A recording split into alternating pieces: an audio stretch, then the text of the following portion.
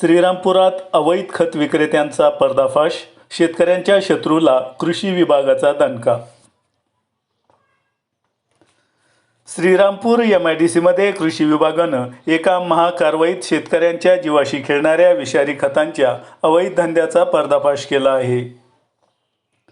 MIDC येथील कृषी समृद्धी crop solution या गोदामावर टाकलेल्या धाडीत 2,82,000 रुपये किमतीचा प्रचंड अवैध खत आणि कीटकनाशकाचा साठा जप्त करण्यात आला आहे.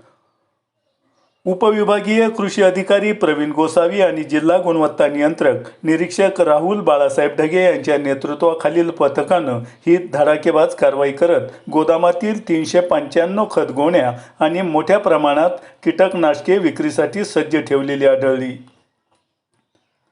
धक्कादायक म्हणजे गोदामाचा मालक योगेश नगरकर याच्याकडे या काळ्या धंद्यासाठी एकही वैध परवाना नव्हता. शेतकऱ्यांना निकृष्ट दर्जाची उत्पादने विकून फसवणूक होत असल्याचं निदर्शनास आल्यानं कृषी विभागानं तात्काळ सदरचा साठा जप्त करत गोदामावर सील करून खत नियंत्रण आदेश 1985 आणि अत्यावश्यक वस्तू अधिनियम 1955चं उल्लंघन केल्याप्रकरणी योगेश नगरकर याच्याविरुद्ध श्रीरामपूर शहर पोलीस ठाण्यात गंभीर गुन्हा दाखल करण्यात आला आहे.